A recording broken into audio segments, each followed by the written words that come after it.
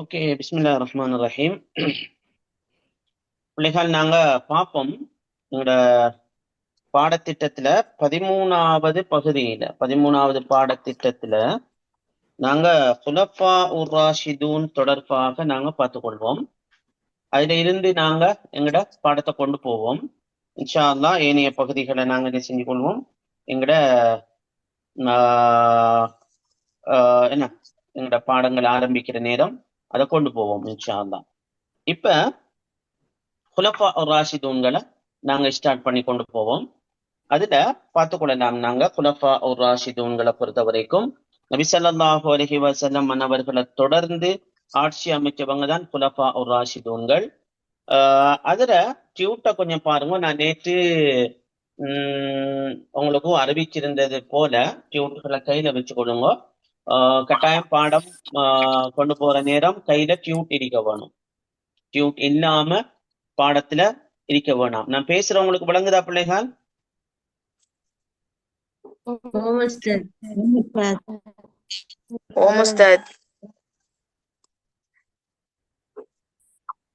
பேசுற விளங்குதா? ஓகே, பாருங்க. இதுல தேர்ச்சி மட்டம்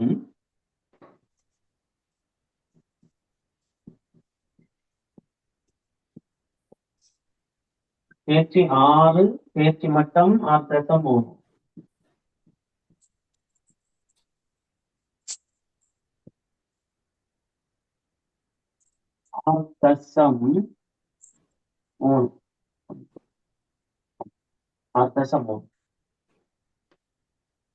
சரி, குலஃபா ராஷிதூன்கள்ல தனிப்பட்ட வாழ்வு, அவர்களுடைய சமய வாழ்வு, அவர்களுடைய சமூக வாழ்வு, அவர்களுடைய அரசியல் பங்களிப்பு. தனிப்பட்ட வாழ்வு, சமய வாழ்வு, அவருடைய சமூக வாழ்வு, அரசியல் பங்களிப்பு. இந்த விடயங்கள் பற்றி ஒரு தர்க்க ரீதியாக ஆராய்வதுதான் இந்த பகுதி. தேர்ச்சி மட்டம் 6.3. சரியா? மைக்குகளை ஆஃப் பண்ணுங்க. நான் சொன்ன நேரம் ஒன் பண்ணலாம். கற்றிருப்பவர்கள்ல நாங்க என்னென்ன விஷயங்கள் இதுல படிப்போம்னு சொல்லி சொன்னால், ஹிலாஃபத் என்னன்னு படிப்போம், குலஃபா ராஷிதூன் என்னன்னு படிப்போம், அதே போல கலீஃபாக்கள் தெரிவு செய்யப்பட்ட வழிமுறைகளை படிப்போம், அதே போல கலீஃபாக்கள் காலத்துல மேற்கொள்ளப்பட்ட இராஜ்ய பரம்பல், அதாவது ஆட்சி விஸ்தரிப்பு, அதே போல அபிவிருத்தி, அவங்க என்ன அபிவிருத்தி நடவடிக்கைகளை மேற்கொண்டாங்க என்ற விஷயம் படிப்போம். அதே போல கலீஃபாக்களுடைய அரசியல் அல்லது நிர்வாக ஒழுங்குமுறைகள் அது எப்படி வளர்ச்சி அடைந்ததுங்கிற விஷயம் படிப்போம். அதோட இறுதியாக நாங்க படிச்சு கொடுத்தோம்னா கலீஃபாக்கள் எதிர்கொண்ட சவால்களும் அந்த சவால்களை அவர்கள் எப்படி வெற்றி கொண்டாங்கன்ற விஷயமும் அதில் நம்ம படித்துக் கொள்வோம். சரி, இந்த அம்சங்கள் தான் நாங்க இந்த இந்த கற்ற தேர்ச்சி மட்டத்துல நாங்க படிக்கிற அம்சம். அப்ப இதுல முதலாவதாக நாங்க பார்த்துக் கொள்வோம் கலீஃபாக்கள் என்ற அந்த சொற்றொடர்ல வார கலீஃபா, குலஃபா, ஹிலாஃபத், ஹிலாஃபத் ராஷிதா, குலஃபா ராஷிதூன். அப்ப இந்த சொற்றொடர்களை நாங்க படிச்சுக்கொள்வோம். சரி,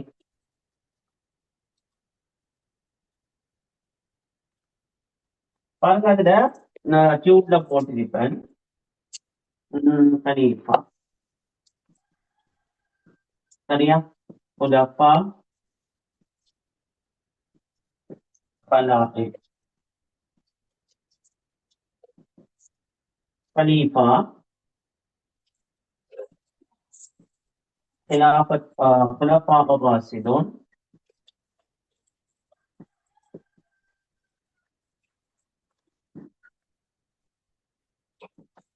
खिलाफत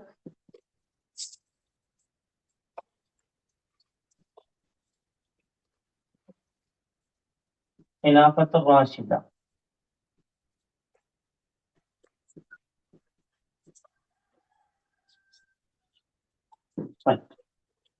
இப்ப பார்ப்போம். முதலாவது கலீஃபா, ஹிலாஃபத் இந்த சொற்களை பார்ப்போம். ஹிலாஃபத் என்று சொல்லி சொன்னா நாங்க ஏற்கனவே படிச்சிருப்போம். ஹிலாஃபத் என்ற சொற்பிரயோகம், ஹிலாஃபத் என்கிற சொற்பிரயோகம் ஏற்கனவே மனிதன் பற்றிய இஸ்லாமிய கண்ணோட்டம் படிக்கிற நேரம் ஹிலாஃபத், இபாதத், இமாரத் என்கிற 3 சொற்பிரயோகம் நாம படிச்சிருப்போம்.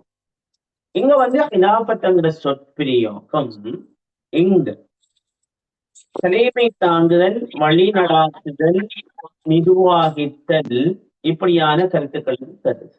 இது ஒரு அரசியல், சமயம், அதே போல சமூக தலைமைத்துவத்தை உள்ளடக்குகின்ற ஒரு சொற்பிரயோகம் இந்த இடத்துல. அங்க மனிதன் அல்லாவின் பிரதிநிதி என்ற வகையில மனிதன் நிறைவேற்ற வேண்டிய கடமைகளில் ஒன்றாக ஹிலாஃபத் என்ற சொற்பிரயோகத்தை பார்த்தோம். இங்கே அதே சொல்தான் ஒரு சமூகத்தை வழிநடாத்துகின்ற, அதே நேரத்துல சமயத்தை வழிநடாத்துகின்ற, அரசியலை வழிநடாத்துகின்ற ஒரு பதமாக இங்க நாங்க பார்க்கிறோம். இந்த கருத்துக்களை இன்னும் சில சொற்பிரயோகங்களுக்கு இமாமத், இம்ரத், சியாசத் இப்படியான சொற்பிரயோகம் எல்லாம் இது இருக்குது. சரி, அதே போல இந்த ஹிலாஃபத் என்கின்ற இந்த சொற்பிரயோகம் எதிலிருந்து தோற்றம் பெற்று என்ற ஒரு விஷயத்தை நாங்க நோக்குவோமாக இருந்தால், இந்த ஹிலாஃபத் என்கிற சொற்பிரயோகம் ஹலீஃபா என்ற சொல்லிலிருந்து தான் தோற்றம் பெற்றுச்சு. அப்ப இதெல்லாம் சின்ன விஷயங்கள். அப்ப ஹிலாஃபத் அடிப்படை சொல் ஹலீஃபா. சரி, அப்ப ஹலீஃபா என்ற சொல்லிலிருந்து தான் தோற்றம் பெற்ற ஹலீஃபா என்ற பிரதிநிதி. இஸ்லாமிய பரிபாஷையில ஹிலாஃபத் என்ற சொற்பிரயோகம் என்னத்தை வடிநிக்கிறது? ஏற்கனவே நாங்க படித்த அமைப்பில் இல்லாம இது அரசியல் ரீதியாக இதை நோக்க வேணும். தௌஹீத் அடிப்படையாக கொண்டு போதிக்கப்படுகின்ற கொள்கை வழி அரசுக்குத்தான் நாங்க ஹிலாஃபத் என்ற சொல் பயன்படுத்துவோம். தௌஹீதை அடிப்படையாக கொண்ட கொள்கை வழி அரசுக்கு ஹிலாஃபத் என்ற சொல்ல நாங்க பயன்படுத்துவோம். அந்த அரசுக்கு தலைமை தாங்குகின்றவர் கலீஃபா, பிரதிநிதி. இங்கு வந்து ஹிலாஃபத்துடைய பண்பும் ஹிலாஃபத்தை அடைகின்ற வழிமுறைகளும் அதனுடைய நிர்வாகமும் தௌஹீதுக்கு என்ன சரி நிகராக இருக்க வேண்டும். தௌஹீதுக்கு முரணாக அமைந்து விடக் கூடாது. அப்படி அமைந்து விடுமாக இருந்தால் அதனை இஸ்லாமிய ஹிலாஃபத் என்றோ, அல்லது இஸ்லாமிய ஆட்சி என்றோ, அல்லது இஸ்லாமிய நிர்வாகம் என்றோ, அல்லது ஒரு இஸ்லாமிய கலீஃபா என்றோ அதை நாங்க அழைக்க மாட்டோம். அப்ப இஸ்லாமிய ஹிலாஃபத்துக்கு தலைமை தாங்குவதுதான் இந்த சொற்பிரயோகம் வேண்டி நிற்கின்ற விளக்கம். சரி, அப்படி இஸ்லாமிய ஹிலாஃபத்துக்கு தலைமை தாங்குறவங்க காலத்துக்கு காலம் பல பெயர்கள் அழைக்கப்பட்டிருக்கிறாங்க. உதாரணமாக அமீர் என்ற சொல்லிட பயன்படுத்திக்கிறாங்க. பொதுவாக கலீஃபா, சரி, இதுல அமீர் என்ற சொல், இமாம் என்ற சொல், சுல்தான் என்ற சொல் இதெல்லாம் பயன்படுத்தப்பட்டது. ஆனா இமாம் என்ற சொற்பிரயோகம் நபியாவுடைய காலத்தை மட்டும்தான் பயன்படுத்தும், அதை உள்ளடக்கி இருக்கும். ஏனைய காலங்கள்ல நாங்க இமாமத் என்ற சொற்பிரயோகம் பிரயோகிக்க மாட்டோம். சரி, அந்த இமாமத்தை பிரதிநிதியாக இருந்து செய்கின்ற அந்த பணியைத்தான் ஏனையவங்க செஞ்சிருப்பாங்க. அப்ப ஹிலாஃபத் என்ற சொற்பிரயோகத்தையும் பார்த்துட்டோம், நாங்க கலீஃபா சொல்லையும் நாங்க பார்த்துட்டோம். இப்ப அடுத்ததுக்கு வாங்க குலஃபா உர் ராஷிதூன், ஹிலாஃபத் ராஷிதா என்ற சொற்பிரயோகங்கள். சரியா, குலஃபா உர் ராஷிதூன் அல்லது ஹிலாஃபத் ராஷிதா நபி ஸல்லல்லாஹு அலைஹி வஸல்லம் அவருடைய மௌத்துக்கு பிறகு தோற்றம் பெற்ற ஆட்சிதான் ஹிலாஃபத் ராஷிதா. அந்த ஆட்சியை வழிநடாத்திய 4 ஆட்சியாளர்கள், அவர்களை நாங்க குலஃபா உர் ராஷிதூன் என்று நாங்க சொல்லுவோம். நபி ஸல்லல்லாஹு அலைஹி வஸல்லம் அவருடைய மௌத்துக்கு பிறகு முஸ்லிம் சமூகத்துடைய சமய, அரசியல், சமூக தலைவராக அபூபக்கர் ரலியல்லாஹு தெரிவு செய்யப்பட்டார். அப்ப இதுல குலஃபா உர் ராஷிதூன்கள்ல முதலாவது ஆள் வந்து அபூபக்கர் ரலியல்லாஹு. இவர் வந்து கலீஃபாவாக தெரிவு செய்யப்பட்டதுக்கு பிறகு என்ன சொன்னாருண்டா, மக்கள் தான் அவரை தெரிவு செஞ்சாங்க. இவர் கலீஃபாவாக தெரிவு செய்யப்பட்ட பொழுதோ அவர் வந்து தன்னை ஒரு ஆட்சியாளனோ, அல்லது தன்னை ஒரு அதிகாரம் படைத்தவன் என்றோ, அல்லது தன்னை ஒரு என்ன ஒரு தலைவர் என்று அவர் அறிவிக்கின்றார். அவர் சொன்ன வார்த்தை என்னண்டா, கலீஃபத்து ரசூலில்லாஹ், நான் அல்லாஹ்வுடைய தூதருடைய பிரதிநிதி, அதாவது அல்லாஹ்வின் தூதராகிய முஹம்மது ஸல்லல்லாஹு அலைஹி வஸல்லம் அவர்களுடைய பிரதிநிதிதான் நான் என்று அவர் அழைத்தார். அதுக்கு பிறகு வந்த உமர் ரலியல்லாஹு எப்படி சொல்றாருன்னா, ஹலீஃபத்து ஓ ஹலீஃபத்தி ரசூலில்லா, அல்லாஹ்வின் தூதரின் பிரதிநிதியாகிய அபூபக்கரின் பிரதிநிதி, அல்லாஹ்வின் தூதராகிய முஹம்மது ஸல்லல்லாஹு அலைஹி வஸல்லம் அவர்களுடைய பிரதிநிதியாகிய அபூபக்கரின் பிரதிநிதிதான் நான் என்று தன்னை சொன்னார். உஸ்மான் ரலியல்லாஹு எப்படி சொன்னாரு? ஹலீஃபத்து ஓ ஹலீஃபத்தி ஓ ஹலீஃபத்தி ரசூலில்லாஹ் என்று சொல்லி சொன்னார். அல்லாஹ்வின் தூதராகிய முஹம்மதின் பிரதிநிதியாகிய அபூபக்கரின் பிரதிநிதியாகிய உமரின் பிரதிநிதி என்று சொன்னார். அதுக்கு பிறகு வந்த அலி ரலியல்லாஹு என்ன சொன்னாரு? ஹலீஃபத்து ஓ ஹலீஃபத்தி ஓ ஹலீஃபத்தி ரசூலில்லாஹ் என்று சொல்லி சொன்னார். அல்லாஹ்வின் பிரதிநிதியாகிய முஹம்மதின் பிரதிநிதியாகிய அபூபக்கரின் பிரதிநிதியாகிய உமரின் பிரதிநிதியாகிய உஸ்மானின் பிரதிநிதி என்று தன்னை அழைச்சு கொண்டார். அப்ப இதை ஒவ்வொன்றையும் நாங்க சொல்லிக்கு நிக்காமதான் குலஃபாஉர் ராஷிதூன் என்று நாங்க என்ன செய்கிறோம், சுருக்கமாக சொல்லிக் கொண்டோம். இது தெளிவா?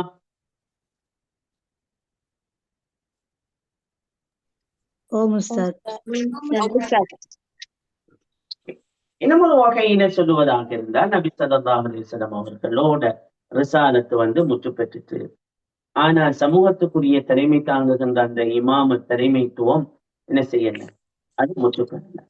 அப்ப அத முற்று பெறாத அந்த இமாமத்துக்கு நபி ஸல்லல்லாஹு அலைஹி வஸல்லம் அவருடைய பிரதிநிதியாக இருந்து பணியாற்றியவர்கள் தான் இந்த குலஃபாஉர் ராஷிதூன்கள்.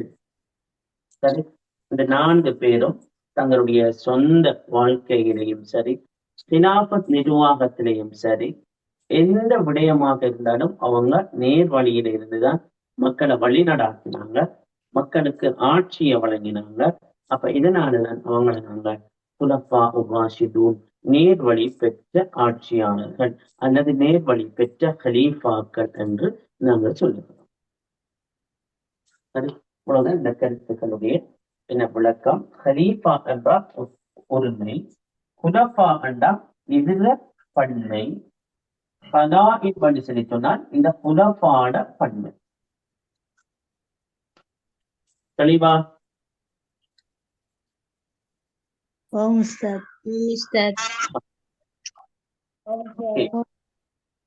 இப்ப பார்ப்போம், அடுத்த விஷயத்துக்கு நாங்க போவோம். அடுத்த விஷயத்துக்கு குலஃபாஉர் ராஷிதூன்களுக்கான கலீஃபா தெரிவு முறைகள். குலஃபாஉர் ராஷிதூன்கான கலீஃபா தெரிவு முறை.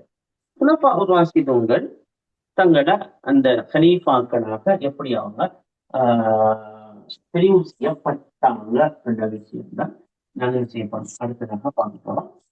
அப்ப அதுல முதலாவது அபூபக்கர் ரலியல்லாஹு,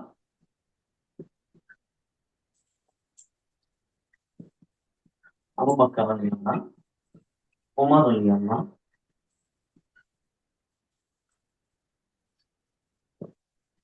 அடுத்தது உஸ்மான் ரலியல்லாஹு,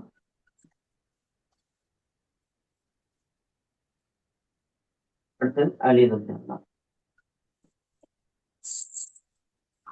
விளங்குதா நான் எழுதுறது? அபூபக்கர் ரலியல்லாஹு மக்கள் தெரிவோ நான் விளங்கப்படுத்துறது அப்படின்னு சொல்லி, மக்கள் தெரிவோ. உமர் ரலியல்லாஹு நியமன முறை, உஸ்மான் ரலியல்லாஹு வாக்கெடுப்போ, அலி ரலியல்லாஹு மக்கள் தெரிவோ.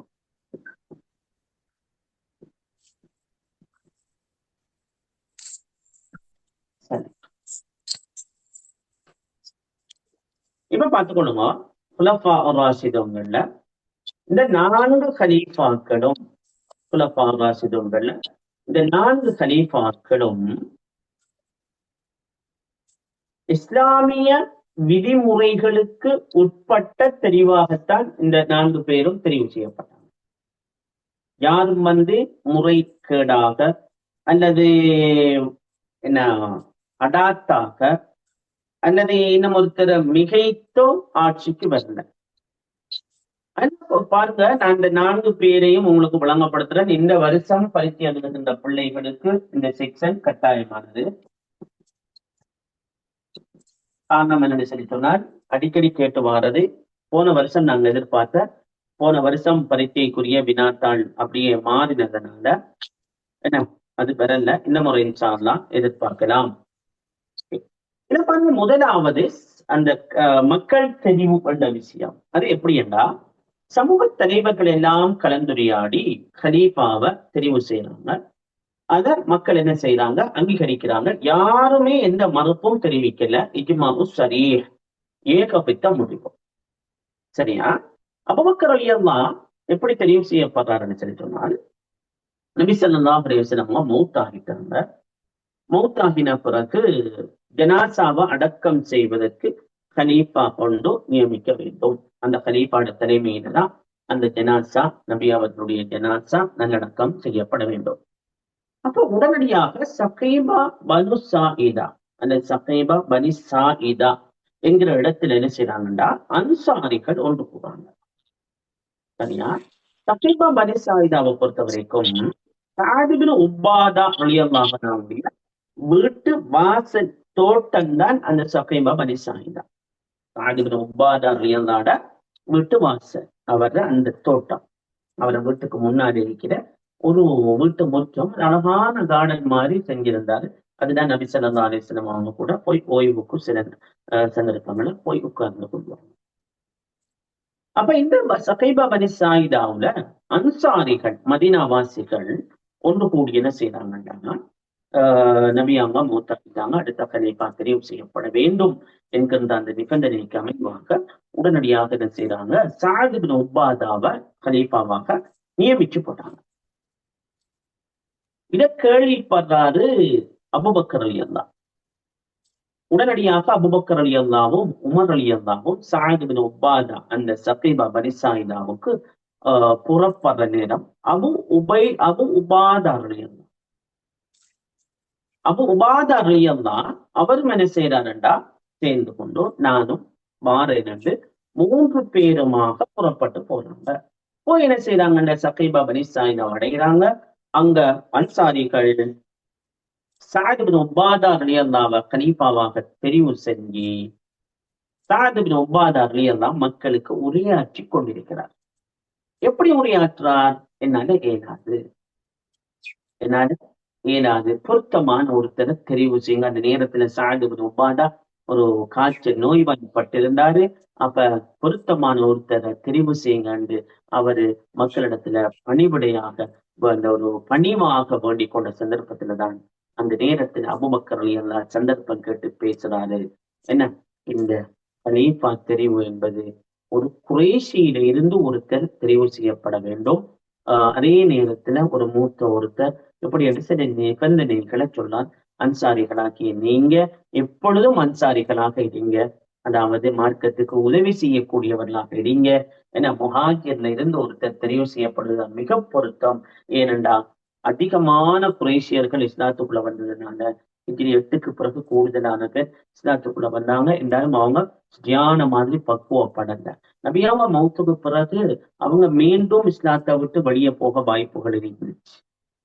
சரி, அப்ப அதனால குறைஷியர்கள் இருந்து ஒருத்தர் தெரிவு செய்யப்படுவார்களாக இருந்தால் குறைஷியர்கள் என்ன செய்வாங்க, இந்த தலைமைத்துவத்துக்கு கட்டுப்படுவாங்க என்ற விஷயத்த அபூபக்கர் ரலியல்லாஹு பேசுறாங்க. ஒரு நீண்ட உரை என்ன டியூப்ல சம்பந்தமாக இருக்கும், நீங்க சிறப்பா வாசித்து பார்க்கலாம்.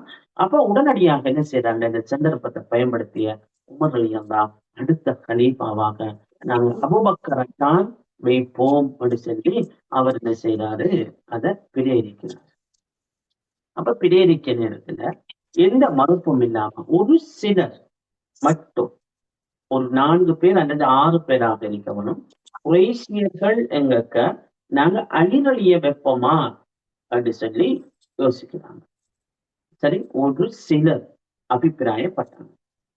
என்றாலும் அபூபக்கர் ரலியல்லாஹு வைப்போம் என்று சொன்ன நேரத்துல அனைவருமாக ஏக மனதாக என்ன செய்யறாங்க, அதை ஏற்றுக்கொள்ளாங்க.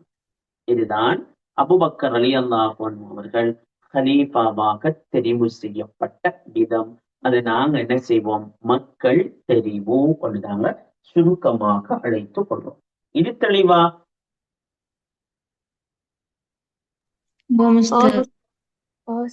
தூங்குறீங்களா அருமினே?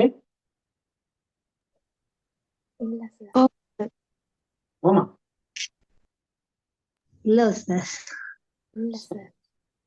ஓகே.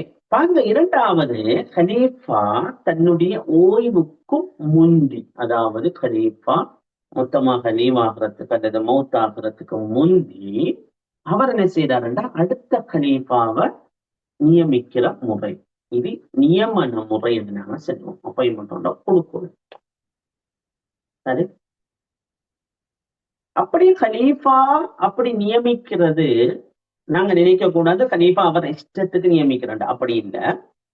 மூத்த உறுப்பினர்கள் அல்லது மஜ்லிஸ் சூராவை அழைத்து கலந்துரையாடி இன்னார வைப்போமா என்று அவங்களுடைய ஏக மனதான தீர்மானத்துக்கு பிறகு ஒரு நியமனத்தை கொடுக்கிறார்.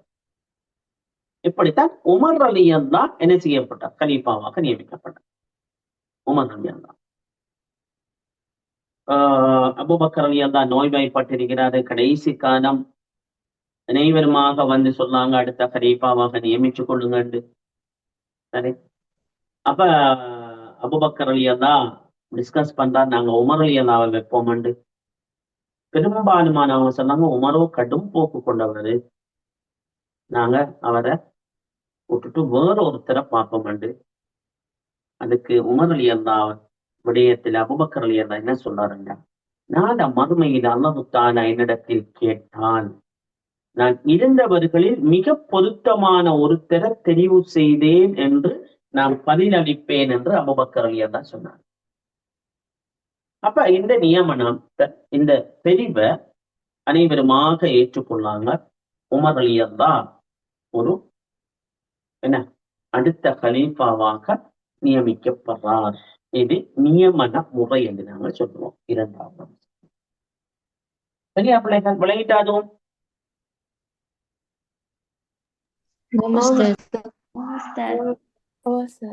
மூன்றாவது வாக்காளர் குழு ஒன்று நியமித்து அவர்களில் இருந்து ஒருவர் தெரிவு செய்யப்படுதல். வாக்கெடுப்பு முறை. மூன்றாம் வாக்கெடுப்பு முறை. சரியா, நாங்க அந்த உரிய இடத்துல கொஞ்சம் விளக்கமாக படிப்போம், கொஞ்சம் சுருக்கமாக நாங்க பார்க்கணும். இந்த இடத்துல கலீஃபா உமர் ரலியல்லாஹ் பண்ணுவாங்க. அபு அல் ஃபைரோசியுடைய குருவாலுக்கு இலக்காகி மரணப்படுக்கையில இருக்கிற நேரத்துலதான் மக்கள் வந்து சொன்னாங்க, அடுத்த கலீஃபாவை நீங்க உங்களோட மகனை நியமிச்சுட்டு போங்க, அப்துல்லா இப்னு உமரை நீங்க நியமிச்சுட்டு போங்கன்னு சொன்னாங்க. ஆனா உமர் ரலியல்லாஹ் அதுக்கு இணங்கல. எங்க ஃபேமிலியில இருந்து யாரும் கலீஃபா பதவிக்கு பெறக்கூடாதுங்கிற விடயத்துல உறுதியாக இருந்தாரு. சரி, அந்த இடத்துல ஒரு 6 பேர் கொண்ட ஒரு குழுவை நியமிக்கிறாரு. அதுல உஸ்மான் ரலியல்லாஹ் இருந்தாரு, அலி ரலியல்லாஹ் இருந்தாரு, ஜுபைர் ரலியல்லாஹ் இருந்தாரு, தல்ஹா ரலியல்லாஹ் இருந்தாரு, அப்துர் ரஹ்மான் இப்னு ஔஃப் ரலியல்லாஹ் இருந்தார். இப்படியான 6 பேர் கொண்ட ஒரு குழுவை என்ன செய்யறாரு? நியமிக்கிறாரு. நியமிச்சு அதுல இருந்து ஒருவரை நீங்க கலீஃபாவாக வாக்கெடுப்புல தெரிவு செய்யுங்கோ அப்படின்னு சொல்லி சொன்னாரு. அப்படி ஒருவர் 2 பேர் சமனான வாக்கு உளுந்துட்டு கிடைச்சிட்டு சொன்னா அவதுல இந்த துண்டு குலுக்கி அதை எடுத்துக்கொள்ளுங்க அப்படின்னு சொல்லி சொன்னாரு. சொல்லிட்டு அவர் என்ன செய்யறாரு? மௌத்தா போயிட்டாரு. அப்ப அதுக்கு பிறகு என்ன நடக்குதுன்னா வாக்கெடுப்பு நடக்குது. அதுல வந்து 4 பேர் விலகி கொள்றாங்க. கடைசியாக அலி ரலியல்லாஹும் உஸ்மான் ரலியல்லாஹும் தான் மிஞ்சுறாங்க. 2 பேருக்கும் வாக்கெடுப்பு நடக்குது. 2 பேரும் சமனான வாக்குகளை பெற்றுக் கொள்றாங்க. கடைசியாக துண்டு குலுக்கி உஸ்மான் ரலியல்லாஹ் கலீஃபாவாக தெரிவு செய்யப்பட்டார். தெளிவா?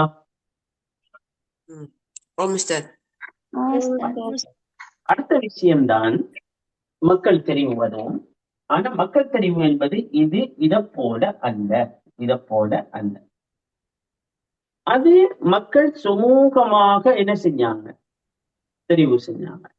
ஆனா அலிகளிகளோட தெரிவு கொஞ்சம் சிக்கலான தெரிவு. எப்படி சிக்கலானா, ஒரு இக்கட்டான சூழ்நிலை. எப்படி இக்கட்டான சூழ்நிலை என்றா, உஸ்மான் ரலியல்லாஹ் கலவரக்காரர்களால கொலை செய்யப்பட்டாரு. அப்படி நிக்க கலவரம் செய்தவர்கள் தான் நிர்வாகத்தை கையில் எடுத்திருக்கிறாங்க. இப்படியான ஒரு இக்கட்டான சூழ்நிலையில பொருத்தமான ஒருத்தரிடம் பொறுப்பை ஒப்படைக்க வேண்டும் என்று மக்கள் எல்லோரும் விரும்புறாங்க.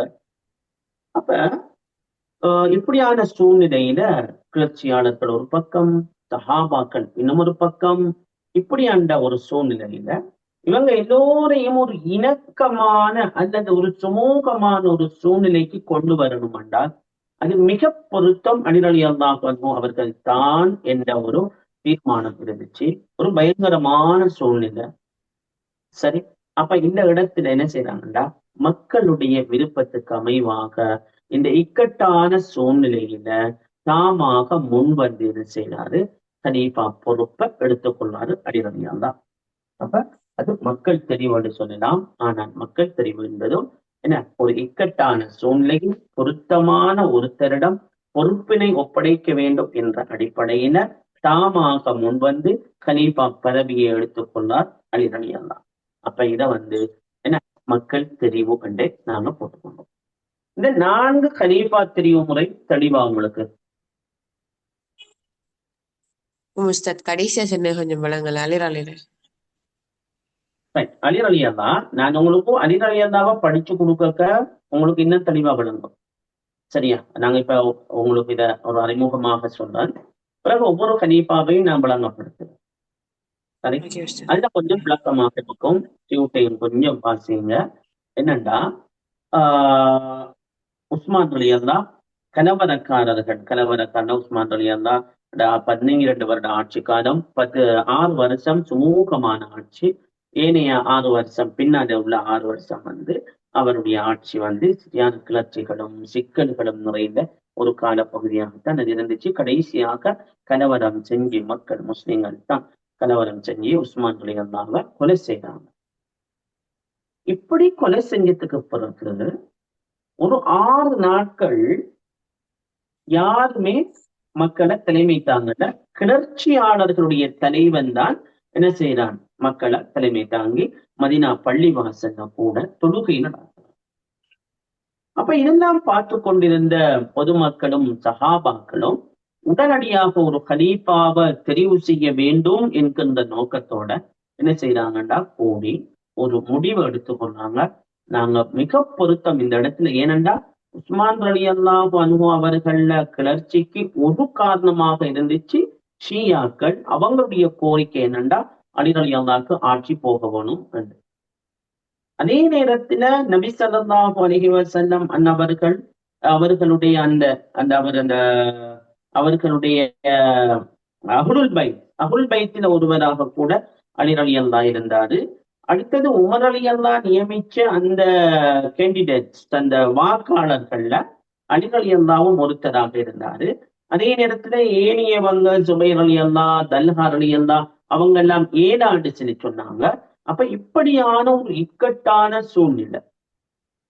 சரி, இந்த இக்கட்டான சூழ்நிலையில ஒரு பொருத்தமான ஒருத்தர் தான் இந்த பொறுப்பை எடுக்க வேணும் என்ற எல்லோருடைய எதிர்பார்ப்பும் இருந்துச்சு. அப்ப அதனால என்ன செய்யறாங்களா, மக்களாக விரும்புறாங்க அலி ரலியல்லாஹுவை போட்டுக்கொள்வோம் என்று. அப்ப இந்த இடத்துல அலி ரலியல்லாஹு என்ன செய்யல, மக்களுடைய விருப்பத்துக்கு அமைவாக அவர் மறுப்பு தெரிவிக்காம அவராக முன் வந்து என்ன செய்யறாருண்டா அந்த பொறுப்பை ஏற்றுக்கொள்வார். இப்ப தெளிவா? ஓகே. அப்ப இந்த இடத்துல கலீஃபாக்களுடைய தெரிவு முறை, அபூபக்கர் ரலியல்லாஹு நியமன முறையில தெரிவு செய்யப்பட்டாரு. அதே போல மக்கள் தெரிவின் அடிப்படையில அபூபக்கர் ரலியல்லாஹு தெரிவு செய்யப்பட்டாரு. உமர் ரலியல்லாஹு நியமன முறையில தெரிவு செய்யப்பட்டாரு. உஸ்மான் ரலியல்லாஹு வாக்கெடுப்பு முறையில தெரிவு செய்யப்பட்டாரு. அலி ரலியல்லாஹு மக்களுடைய தெரிவுக்கு அமைவாக தெரிவு செய்யப்பட்டாரு.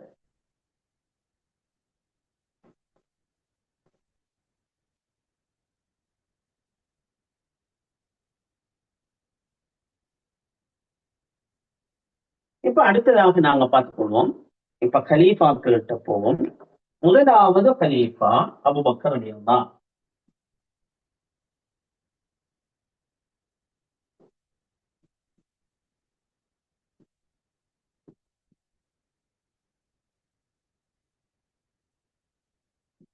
கலீஃபா அபூபக்கர் ரலியல்லாஹு. இதுல வந்து இந்த கலீஃபாக்களை பார்க்க நான் ஏற்கனவே உங்களுக்கு சொல்லியிருந்தேன். கலீஃபாக்களுடைய அறிமுகம், பேசிக் இன்ஃபர்மேஷன் நாங்க தெரிஞ்சு வச்சிருக்க வேணும். அதே போல அவருடைய சமய பணி, சமூக பணி, அரசியல் பணி, அதே நேரத்தில் அவர் எதிர்கொண்ட சவால்கள், அந்த சவால்களை எப்படி வெற்றி கொண்டார், இந்த தகவல்கள் எல்லாம் நீங்க என்ன செய்ய வேணும், பார்க்க வேணும். சரியா?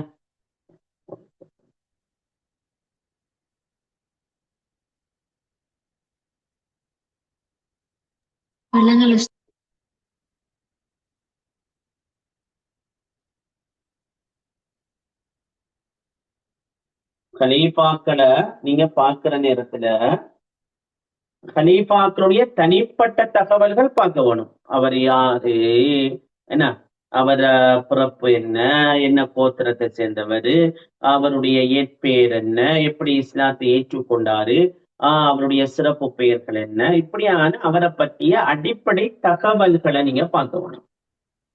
அதுக்கு பிறகு அவருடைய தனிப்பட்ட வாழ்வு, சமூக வாழ்வு, அவருடைய சேவைகள், அரசியல் வாழ்வு, என்ன இப்படியான விஷயங்களும் நீங்க பார்க்க வேணும். இதுல இந்த கலீஃபாவை பற்றிய அடிப்படை தகவல்கள் உங்களுக்கு எம்சிக்யூக்கு வரும். அப்படி பார்க்கிற நேரத்துல பாருங்க பாப்போம். அபூபக்கர் ரலியல்லாஹு அன்ஹு அவர்களை பொறுத்த வரைக்கும் அவருடைய பிறப்பு வந்து கிறிஸ்துக்கு பின் 572.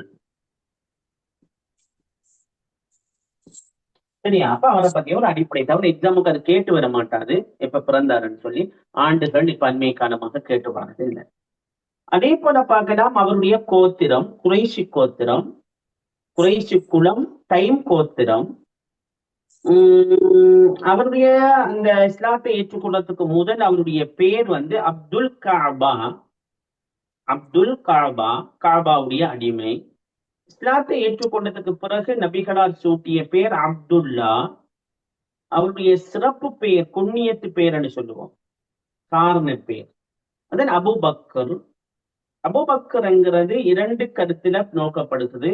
அதுல ஒன்று வந்து அவருடைய பரம்பரை பெயராக இருக்கலாம், அல்லது நபிகளார் ஸல்லல்லாஹு அலைஹி வஸல்லம் அவங்க திருமணம் செய்த பெண்மணிகள்ல ஆயிஷா நாயகி மட்டும்தான் ஒரு கன்னி பெண்ணாக, அதுவரைக்கும் திருமணம் முடிக்காத பெண்ணாக இருந்தார். அதனால கன்னி பெண்ணின் தந்தை என்று அழைக்கப்பட்டாங்க. சரி, இது இவருடைய பேருக்கு அந்த இவருடைய அந்த சிறப்பு பேர், அந்த காரண பேர், குன்னியத்து பேர். சில சிறப்பு பெயர்களை நபிகளார் சூட்டினாங்க. இவர் வந்து மேராஜ் நிகழ்வை இவர் தான் உண்மைப்படுத்தினார், எந்த மறுப்புகளும் இல்லாம ஏற்றுக்கொண்டவர். அப்ப இதனால இவருக்கு வந்து சித்தீக் என்ற ஒரு பேர் இருக்கு. சித்தீக், வாய்மையான, உண்மையான என்ற பெயர் ஒன்று இருக்கு. அதே போல இவர் இஸ்லாத்தை ஏற்றுக்கொண்ட அடிமைகள் அந்த எஜமானர்களாக கூடுதலாக கொடுமைப்படுத்தப்பட்டு கொண்டிருந்தாங்க. அப்ப இவர் என்ன செய்யறாருன்னு சொன்னா அந்த அடிமைகளை தேடி உரிமை கொள்வார். அப்ப இதனால நபி அவர்கள் இன்னும் ஒரு பேர் ஒன்று சொல்லினாங்க, அத்தீக். அத்தீக் என்றால் நரகத்திலிருந்து விடுதலை பெற்றவர் என்ற கருத்து, விடுதலை பெற்றவர். அப்ப இப்படியான இரண்டு பெயர்கள் அவருடைய சிறப்பு பெயராக இருக்கிறது. அதே போல இவருடைய பாப்பா வந்து உஸ்மான் அபு காபா. அவருடைய பாப்பா வந்து இஸ்லாத்தை ஏற்றுக்கொண்டவர் தான். அந்த இஸ்லாத்தை ஏற்றுக்கொள்ளக்க அவர வயசு 90 ஹிஜ்ரி 8, அதாவது மக்கா வெற்றிக்கு பிறகுதான் இஸ்லாத்தை ஏற்றுக்கொண்டார். அவருடைய உம்மாவும் இஸ்லாத்தை ஏற்றுக்கொண்டான்ற ஒரு தகவலுக்கு இதெல்லாம் எக்ஸாமும் கேட்டு வர மாட்டார், சும்மா நீங்க பார்த்துக்கொண்டார். சரியா? அபூபக்கர் ரலியல்லாஹு அன்ஹு பொறுத்த வரைக்கும் நபி அவர்களுடைய ஒரு உச்சத்தோழன், இஸ்லாத்தை ஏற்றுக்கொண்ட ஒரு முதலாவது ஆண் மகன். முதலாவது நபர் அல்ல, முதலாவது நபர் கதீஜா நாயகி. முதலாவது ஆண் மகன் தான் அபூபக்கர் ரலியல்லாஹு. இஸ்லாத்துக்கு முன்பு எல்லா விதமான பாவங்கள்ல இருந்தும் விலகி இருந்த ஒருத்தர் தான் அபூபக்கர் ரலியல்லாஹு. நபி அவர்களோட ஒப்புற நேரத்துல 2 வருஷம் இளமை. அவர் வந்து நபி அவங்க மூப்பு, இவர் 2 வருஷம் இளமை. மிக நெருங்கிய நண்பர். அதே நேரத்துல இவர் வந்து உண்மையில ஒரு இரக்க சுபாவம் கொண்டவர், ஒரு நேர்மையாளர், வாய்மையாளர், அறிவு திறன் கொண்டவர். ஜாகிலியா காலம் அறிவு குறைவு. அப்ப இவர் வந்து ஒரு அறிவு கொண்ட ஒருவர், ஒரு தெளிந்த சிந்தனையாளர். மக்கள் எல்லோரும் இவரை பொதுவாக மதிக்கக்கூடிய ஒரு மனிதராகத்தான் இருந்தாரு. சின்ன வயசுல இருந்து ஒரு மிச்சம் பண்பாடான ஒரு சிறுவனாக இருந்திருக்கிறாரு. அப்ப வாலிப பருவத்திலையும் கூட இந்த பாவங்களை நெருங்காம, ஏன்னா எப்பயும் நபி அவர்களோடு தோழமை கொள்ளக்கூடிய, நபி அவர்களோடையே பழகக்கூடிய ஒருத்தராக இருந்தாரு. திருமணம் முடிச்சதுக்கு பிறகு ஒரு சிறந்த குடும்ப தலைவனாக, சிறந்த கணவனாக இருந்தார். அவர் தொழில் ரீதியாக பார்க்க வியாபாரம் செஞ்சிருந்தாரு. அப்போ ஒரு சிறந்த வியாபாரியாக இருந்தாரு. யுத்த களத்துல ஒரு போராட்ட வீரனாக இருந்தாரு. அதே நேரத்துல ஆட்சிக்கு வந்ததுக்கு பிறகு ஒரு நேர்மையான ஒரு ஆட்சியாளனாக இருந்தார். அப்ப எப்படியான பண்புகள் எல்லாம் என்ன அபூபக்கர் ரலியல்லாஹு அன்ஹு அவர்களோட சம்பந்தப்படுகின்ற பண்புகள். அபூபக்கர் ரலியல்லாஹு ஹிஜ்ரி 11 தொடக்கம் ஹிஜ்ரி 13 வரைக்கும் ஆட்சி செஞ்சாரு. 2.5 வருடம் ஆட்சி செஞ்சாரு. சரி, 2.5 வருடம். சரி, 2.5 வருடம் ஆட்சி செஞ்சாரு. குலஃபா ராஷிதூன்கள்ல இவர்தான் முதலாவது ஆட்சியாளர் என்ற அந்த ஒரு சிறப்பு பெயரை நாங்க இவருக்கு கொடுக்கணும். கலீஃபா தெரிவு முறையை கட்டாயம் பார்க்க வேணும். நாங்க இப்ப கலீஃபா தெரிவு முறையை நாங்க கொஞ்சம் விரிவாக பார்த்தோம். சரியா, விரிவாக பார்த்தோம். அது மீண்டும் நான் சொல்ல தேவைன்னு நினைக்கிறேன். அந்த அளவுக்கு உங்களுக்கு சிறப்பாக சொல்லிட்டேன். அதுல கலீஃபா தெரிவு முறை, அபூபக்கர் ரலியல்லாஹு கலீஃபா தெரிவு முறை உங்களுக்கு எழுத சொல்லி வந்தால் கட்டாயம் என்ன செய்ய வேண்டும்? சகீபா பனி சாயிதா விஷயத்தை சொல்ல வேண்டும். ஒன்று. இரண்டாவது, இந்த சாத் இப்னு உபாதா தெரிவு செய்யப்பட்ட விஷயத்தை சொல்ல வேண்டும். மூன்றாவது அபூபக்கர் ரலியல்லாஹு, உமர் ரலியல்லாஹு, அதே போல அடுத்த பேர் சொன்ன அபு உபைதா ரலியல்லாஹு, அபு உபைதா ரலியல்லாஹு. இந்த 3 பேரும் என்ன செய்யறாங்கன்னா அந்த சகீபா பனி சாயிதாக்கு போறாங்கன்ற விஷயத்தையும் சொல்லி, அதுல மக்களுடைய விருப்பத்துக்கு அமைவாக அபூபக்கர் ரலியல்லாஹு தெரிவு செய்யப்பட்டார் ஏகமனதாக என்ற விஷயம் சொல்ல வேணும்.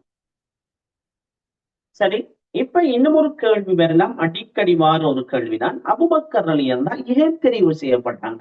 அத்தனை பேரும் இருக்க அபூபக்கர் ரலியல்லாஹுவை தெரிவு செஞ்சதுக்குரிய காரணம் என்ன? நினைக்கிறேன் போன வருஷத்துக்கு முந்தின வருஷம் அப்படி ஒரு கேள்வி வந்துச்சு. அபூபக்கர் ரலியல்லாஹு கலீஃபாவாக தெரிவு செய்யப்பட்டமைக்கான காரணிகளை விளக்குக என்ற ஒரு கேள்வி உண்டு. நான் நினைக்கிறேன் ஒரு 10 புள்ளிக்கு வந்திருக்க வேணும். போன வருஷம் தவிர தொடர்ந்து 3 வருடம் அபூபக்கர் ரலியல்லாஹு பற்றிய கேள்வி வந்துக்கே இருந்துச்சு. பாருங்க, அதுக்குரிய காரணங்கள். நபியாக மௌத்தாகிறதுக்கு முந்தி உயிர் வாழக்க இன்னாரத்தான் கலீஃபாவாக நியமிங்க யாரையும் சொல்லுங்க என்றாலும், இன்னார கலீஃபாவாக வைக்கலாம் என்பதற்குரிய அடையாளங்களை நபியாக விட்டுக்கிறாங்க. அதனை சஹாபாக்கள் புரிந்து கொண்டாங்க. அந்த புரிந்து கொண்டதன் அடிப்படையில தான் கலீஃபாவாக அபூபக்கர் ரலியல்லாஹு என்ன செய்யறாங்க? சஹாபாக்கள் நியமிக்கிறாங்க. அப்ப அந்த வகையில அபூபக்கர் ரலியல்லாஹு நாங்க கலீஃபாவாக தெரிவு செய்யப்பட்டமைக்கான காரணங்களை நோக்குற நேரத்துல அபூபக்கர் ரலியல்லாஹு நாங்க நபி ஸல்லல்லாஹு அலைஹி வஸல்லம் அவர்களோட ஒரு உச்ச நண்பனாக இருந்தார். மட்டுமல்லாம ஒரு நபி அவர்களுடைய ஒரு ஃபெமிலியாகவும் இருந்தாரு. மாமனார், ஏன்னா மகளை கொடுத்திருந்தாரு. அப்ப மாமனாராக நபி அவங்களுக்கு மாறினார். அதே நேரத்துல இவர் ஒரு குறைஷி குலத்தை சேர்ந்தவராகவும் இருந்தார். மக்கள் குறைஷி குலத்தை விரும்பக்கூடிய விரும்பக்கூடிய ஒரு அமைப்புல மக்கள் இருந்ததுனால அப்ப குறைஷி குலத்தை சேர்ந்தவர் முதன்மைப்படுத்தப்பட்டார். அதே போல நபி ஸல்லல்லாஹு அலைஹி வஸல்லம் அவங்க அதிகமான விடயங்களை அபூபக்கர் ரலியல்லாஹு முற்படுத்தி இருக்கிறாங்க.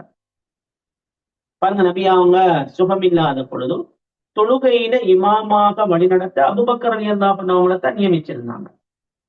எத்தனையோ சஹாபாக்கள் இருக்க அபூபக்கர் ரலியல்லாஹு அவங்களை தான் அதுக்கு நியமிச்சிருந்தாங்க. அப்ப தொழுகையின் இமாம், சமூகத்தின் இமாம் என்ற ஒரு தியரியில என்ன செய்தாங்க? அபூபக்கர் ரலியல்லாஹு கலீஃபாவாக நியமிச்சாங்க.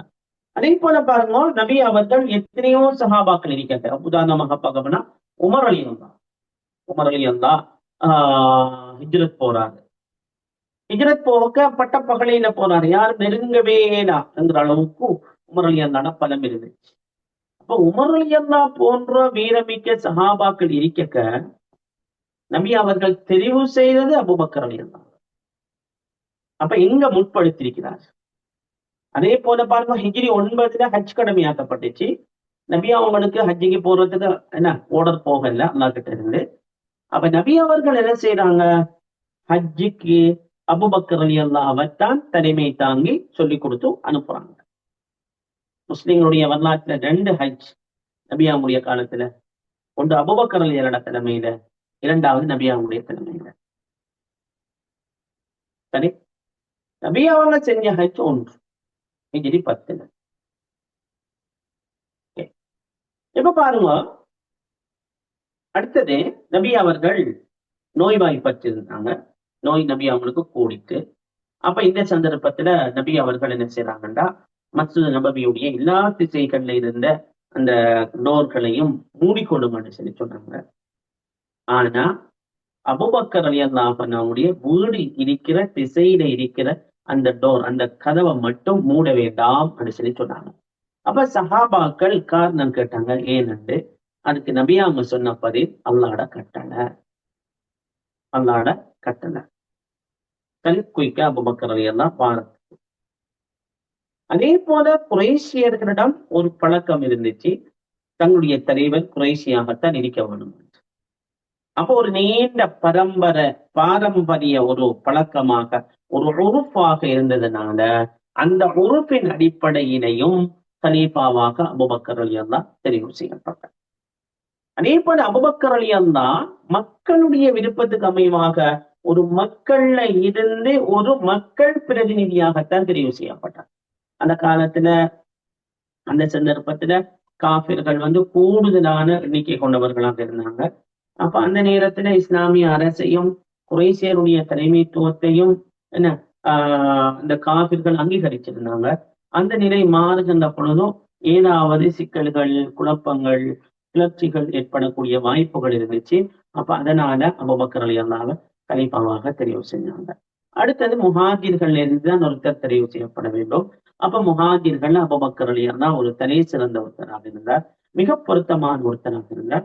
அப்ப அதனால கலீஃபாவாக தெரிவு செய்யப்பட்டார். அதே போல பாருங்க, நபி அவர்களுடைய அந்த ஆரம்பம் முதல், நபி அவர்களோடையே இருந்து நபித்துவம் கிடைச்சதுக்கு பிறகு நபி அவங்களோட இருந்து கடைசி வரைக்கும் அபூபக்கர் ரலியல்லாஹு தோள் கொடுத்த ஒருவராக இருந்தார். அதே போல அரபிகளை பொறுத்த வரைக்கும் அரபிகள் எப்பயும் வயதை பார்ப்பாங்க, அனுபவத்தை பார்ப்பாங்க, அறிவை பார்ப்பாங்க.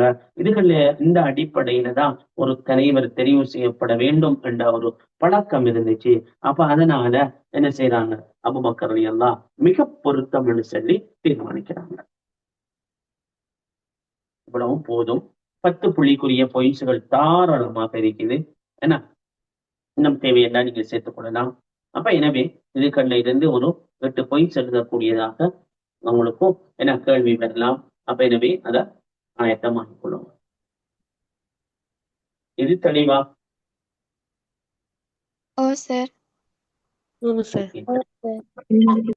இப்ப அடுத்த விஷயம், அபூபக்கர் ரலியல்லாஹு அறிமுகம் பார்த்தோம், அடுத்ததாக கலீஃபா தெரிவு பார்த்தோம். இப்ப இந்த கலீஃபாவாக பொறுப்படுத்ததுக்கு பிறகு அடுத்தது ஒரு வேலை செய்யறாரு. அவர் என்ன செய்யல, பாரம் எடுத்துட்டு என்ன செய்யல, வீராப்பு பேசல, மக்களுக்கு என்ன செய்யறாரு, மக்களுக்கு முன்னுக்கு ஒரு அழகான ஒரு உரையை என்ன செய்யறாரு, ஆற்றுறாரு.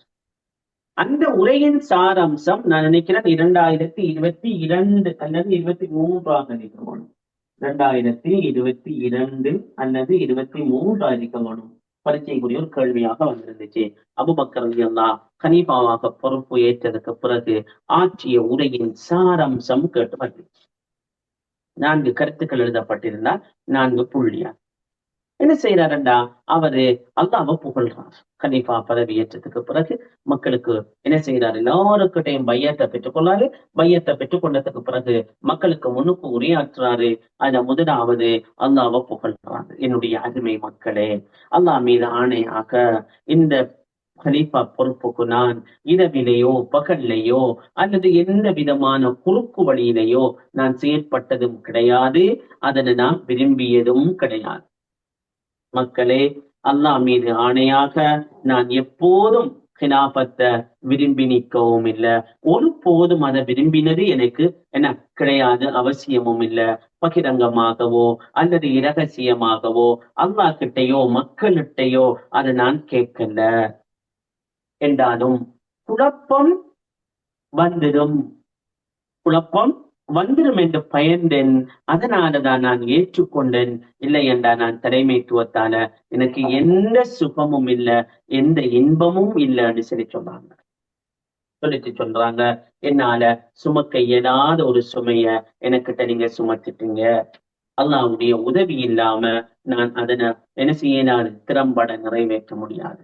இந்த சுமையை ஏற்றுக்கொள்வதற்கு என்னை விட பலம் பொருந்திய ஒருவர் இருந்திருக்க கூடாதா என்று சொல்லிட்டு சொல்லாரு, நான் உங்களை விட மேலானவன் அல்ல, நான் உங்களை விட ஒரு சிறந்தவன் அல்ல.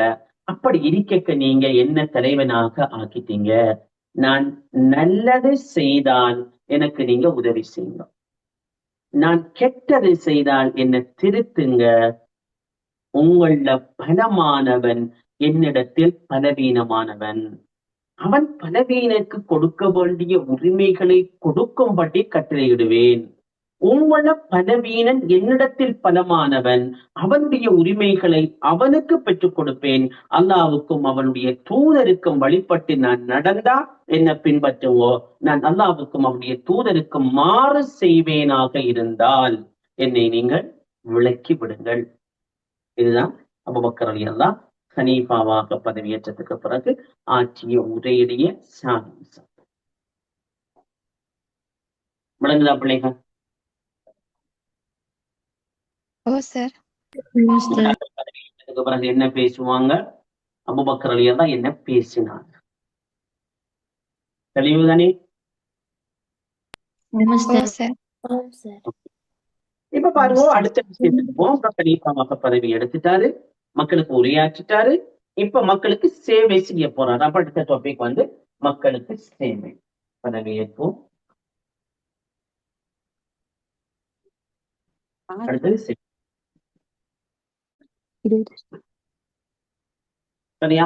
சேவையில பாருங்க, கலீஃபாவாக பதவியேற்கும் முன் செய்த சேவைகள், கலீஃபாவாக பதவியேற்ற பிறகு செய்த சேவைகள் என்று அது ரெண்டு பிரிவாக நாங்க பிரிக்கலாம். அதுல கலீஃபாவாக பதவியேற்கும் முன் செய்த சேவைகள் பாருங்க பார்ப்போம். அந்த சேவைகள் என்ற டாபிக் ஓஎல் புத்தகத்துல இருக்குது. அப்படியே இவங்க பாருங்க, நபியாவுடைய ஹிஜ்ரத் போனது, இஸ்லாத்தை ஏற்றுக்கொண்டது, இஸ்லாமிய கொள்கை நெறிப்படுத்தினது, தற்காப்பு யுத்தங்களை கலந்து கொண்டது, நபி அவங்களுக்கு ஆலோசனை வழங்கினது, மேராஜ் சம்பவத்தை உறுதிப்படுத்தினது, இஸ்லாத்துக்காக வேண்டி பொருளுதவிகளை வழங்கினது, எல்லாமே கூட ஓஎல் புத்தகத்திலேக்கு நல்லா பாருங்க. அதெல்லாம் திருப்பி நான் என்ன வழங்கப்படுத்த தேவையில்லைன்னு நினைக்கிறேன். இந்த ஓஎல் விஷயம் பிறகு கலீஃபாவாக பதவியேற்றதுக்கு பிறகு பாருங்க, ஹிலாஃபத்தை ஸ்தீலப்படுத்துறாரு, சக்காத் கொடுக்க மருத்துவருக்கு எதிராக போரிடுறாரு, பொய் நபிமார்களுடைய கிளர்ச்சிகள் நடக்கிறாரு, அல் குர்ஆன என்ன செய்யறாரு, ஒன்று சேர்க்க நூலுப்படுத்துறாரு. அதே போல பொய் நபிமார்களுடைய கிளர்ச்சிகள் நடக்கிறாரு. அதே போல என்ன இஸ்லாமிய ஆட்சியை பாதுகாக்க வேண்டும் என்பதற்கான முயற்சிகளை வந்து பண்றாரு. அதே நேரத்துல தாவா பணியை மேற்கொள்றாரு. இப்படியான பணிகள்ல கலீஃபா பதவியேற்றத்துக்கு பிறகு அவர் என்ன செய்யறாரு, செஞ்சு கொள்ளாரு. அதையும் நாங்க பார்த்துக் கொள்ளலாம். கலீஃபா பதவியை ஏற்றத்துக்கு பிறகு செய்த சேவைகள் என்று தனியாவும் கேட்கலாம், கொமனாக அபூபக்கர் ரலியல்லாஹு அன்ஹு நம்முடைய சேவைகள் என்று கேட்கலாம். அப்படி கேட்கிற நேரத்துல நாங்க இரண்டு தலைப்பிலையும் எழுத வேண்டும். அடுத்ததாக பாருங்க, அபூபக்கர் ரலியல்லாஹு எதிர்நோக்கிய சவால்கள். அடுத்த திரை சரியா, சவால்கள். அந்த சவால்கள்ல 4 சவால்கள் அபூபக்கர் ரலியல்லாஹு எதிர்நோக்குறாரு. ஆனா முதலாவது சவால் தான் உஸ்மான் ரலியல்லாஹு அன்ஹுடைய தலைமையில ஒரு படைய உரோம பிரதேசத்துக்கு அனுப்புறது. அது என்ன விஷயம்டா, நபி ஸல்லல்லாஹு அலைஹி வஸல்லம் அவங்க தான் அந்த படையை உருவாக்குறாரு, உருவாக்கி அனுப்பி வைக்கிறாரு. ஏன் உருவாக்கினாருண்டா, மூத்தா போர்ல ஸைத் இப்னு ஹாரிஸா ரலியல்லாஹு, ஸைத் இப்னு ஹாரிஸா ரலியல்லாஹு, அதாவது நபியாவுடைய வளர்ப்பு மகன், அவர் என்ன செய்யறாருண்டா, நபி ஸல்லல்லாஹு அலைஹி வஸல்லம் அவங்க அவரை அந்த இதுக்கு ஒரு தூதுவராக அனுப்புறாரு. அந்த தூதுவராக அனுப்பின நேரத்துல அந்த ஸைத் இப்னு ஹாரிஸா ரலியல்லாஹு அன்ஹு கொலை செய்யறாங்க. அதே போல இன்னும் பல காரணங்கள் இருந்துச்சு, உரோம மக்களோட போராட்டத்துக்காண்டி நாங்க அதுல பிறகு படிச்சு கொள்வோம். அப்ப இப்படியான காரணங்களால என்ன செய்யறாங்க, நபி அவங்க ஸைத் இப்னு ஹாரிஸா ரலியல்லாஹு அன்ஹுடைய மகனான உசாமா ரலியல்லாஹு அன்ஹு அவர்களை ஒரு படைக்கு தளபதியாக அனுப்பி என்ன செய்யறாரு, சிரியாவை நோக்கி அனுப்புறாரு. அப்ப அந்த படை எல்லையை தாண்டத்துக்கு இடையில கேள்விப்படுறாங்க, நபி அவங்க மௌத்தாகிட்டாங்க என்று கேள்விப்படுறாங்க. அப்ப இதனால என்ன செய்யுதுன்னு சொன்னா, அந்த படை புறப்படுறதுக்கு முந்தி இந்த செய்தி கேள்விப்பட்ட உடனே ஓடோடி வந்து நபி அவங்களுடைய ஜனாசாவுல கலந்து கொண்டாங்க.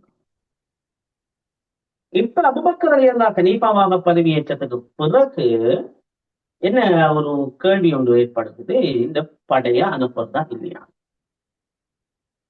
சரி, அப்ப இந்த இடத்துலதான் பெரிய ஒரு சிக்கல் ஒன்று ஏற்பட்டு பெரிய ஒரு வாத பிரதிவாதங்களுக்கு மத்தியில என்ன செய்யறாருண்டா அபூபக்கர் ரலியல்லாஹு ஆஹ் நபி அவங்களுடைய மௌத்துக்கு பிறகு எந்த சூழ்நிலை வந்தாலும் நபி அவர்கள் தயார்படுத்திய இந்த படையை நான் அனுப்பாமல் விடமாட்டேன். மதீனாவுடைய பாதுகாப்ப கவனியாது எப்படி தொலை தூரத்துக்கு இந்த படைய அனுப்பணும், ஏதாவது ஆபத்து விளைவிக்கலாம். உசாமா ரலியல்லாஹு 17 வயது கொண்ட ஒரு வாலிபனாக இருக்கிறாரு, அனுபவம் குறைந்தவராக இருக்கிறாரு. அப்படி இருக்க நாங்க இதை அனுப்ப ஏதாண்டு சொன்ன நேரத்துலதான் அபூபக்கர் ரலியல்லாஹு என்ன சொன்னாரண்டா, என்னுடைய உயிர் எவன் கைவசம் இருக்கிறதோ அந்த அல்லாஹ்வின் மீது சத்தியமாக மதீனாவுல ஏதாவது எந்த ஒரு பாதுகாப்பு இல்லாம காட்டு மிருகங்களால் கூட கலீஃபா தூக்கி செல்லப்படுவேன் என்று இருந்தாலும் நபி அவர்களால கட்டளையிடப்பட்ட இந்த படையெடுப்பை நான் அனுப்பித்தான் தீர்வேன் என்று ஏக மனதான ஒரு என்ன செய்தார், ஒரு முடிவுக்கு அவர் வாரார். சரியா? அப்ப இப்படியான ஒரு முடிவுல என்ன செய்யறாருண்டா, நீங்க பாருங்க, நான் டியூப்ல தந்திருப்பேன், பெஸ்ட்டுக்கு எதிர்நோக்கிய சவால் தந்திருப்பேன், அதுக்கு பிறகு அந்த சவாலை வெற்றி கொண்டார் எப்படி என்று சொல்லி அடுத்த திரைப்படம் தந்திருப்பேன். நான் ரெண்டையும் ஜாயின் பண்ணி பேசுறேன், பார்த்து கொடுங்க. அப்ப இப்ப இந்த இடத்துலதான் படை என்ன செய்து போகுதோ, படை 40 நாட்கள் போராடுது. 40 நாட்கள் போராடி வெற்றியோடு என்ன செய்து பட திரும்பி வருது. இரண்டாவது குழப்பம் பொய் நபிமார்களுடைய கிளர்ச்சி. சரி, நபி அவங்களுடைய காலத்திலேயே சில போலி நபிமார்கள் தோன்றினாங்க, முத்த நபிகள் தோன்றினாங்க. அந்த முத்த நபிகள் நபி அவங்களுடைய வஃபாத்துக்கு பிறகு நாங்க தான் இறை தூதர், நபி அவங்களுக்கு அடுத்தது நாங்க தான் என்று சொல்லி முசைலமா, அதே போல ஸெய்த் பின் ஹாரிதா, அதே போல சஜா பின் ஹாரிதா, அதே போல துலைஹா பின் குவைலீது, அதே போல அஸ்வத் என்று சொல்லப்படுறவன், அதே போல மாலிக் பின் துவைரா என்று சொல்லப்படுறவன், இப்படியானவர்கள் எல்லாம் என்ன செய்யறாங்க, தங்களோட போலி நபிமார்கள் என்று சொல்லி இனம் காட்டி, தங்களை போலி என்று இல்லை, தாங்கதான் இறை தூதர் என்று சொல்லி அவங்க இனம் காட்டி கொண்டு பிரச்சாரம் செய்ய ஆரம்பித்தாங்க.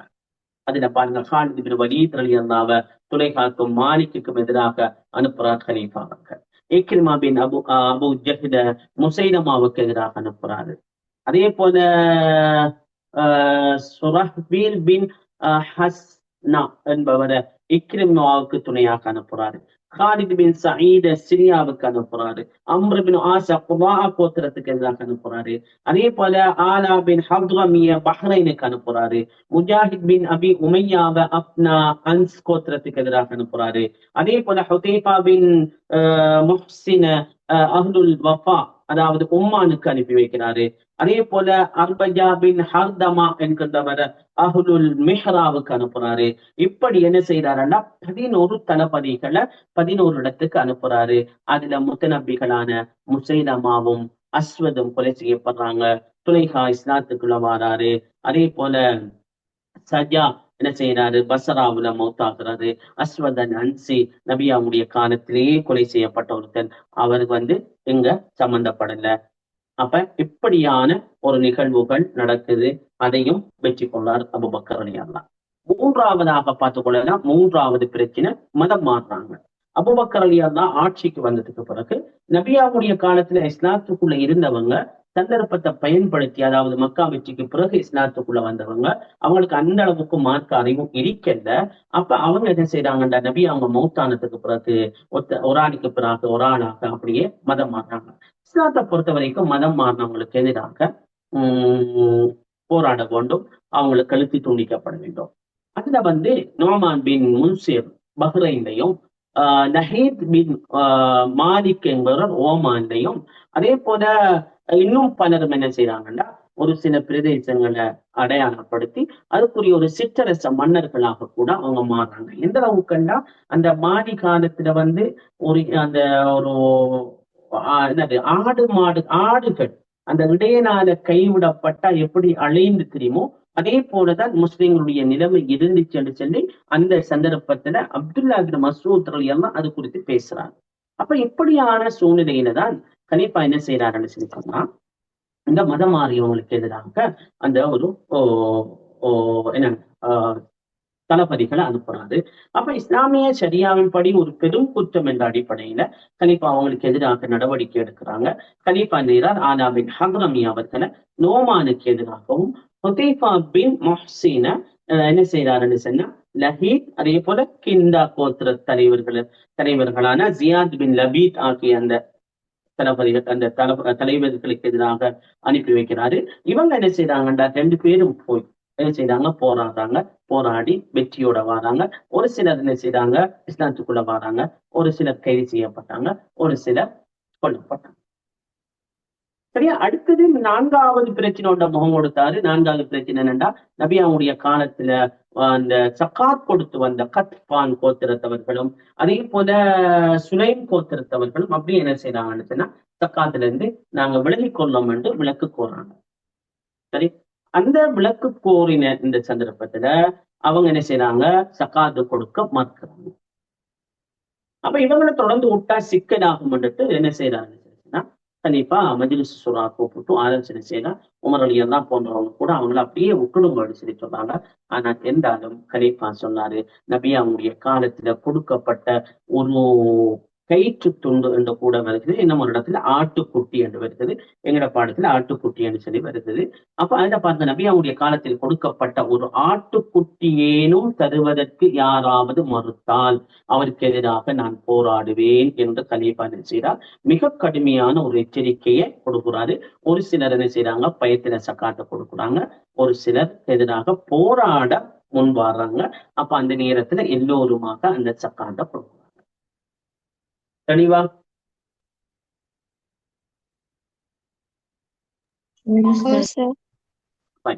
இவ்வளவுதான் அபூபக்கர் ரலியல்லாஹு காலம். இன்ஷா அல்லாஹ் எங்களுக்கு அது போதும் நினைக்கிறேன். நாங்க என்ன செய்வோம், இதோட நிப்பாட்டி கொள்வோம். இன்ஷா அல்லாஹ் நாளைய நாள் இதே நேரத்துக்கு எங்கட பாடத்தை தொடரும். சரியா பிள்ளைங்க?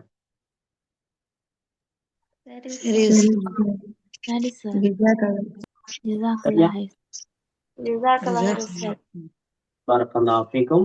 இன்ஷா அல்லாஹ் நாங்க மீதி நாள் தொடர்வோம். நாளைய நாளும் இதே டைமுக்கு வாங்க. நான் லிங்க் உங்களுக்கு வேற அனுப்பி வைப்பேன். அதே நேரத்துல இன்றைக்கு வராத பிள்ளைகளுக்கும் தகவலை கொஞ்சம் சொல்லிக் கொள்ளுங்க. நான் நினைக்கிறேன் ஒரு சில பிள்ளைகள் வரலன்னு நினைக்கிறேன். அப்ப வராத பிள்ளைகளுக்கும் தகவலை சொல்லிக் கொள்ளுங்க. ஓகேயா?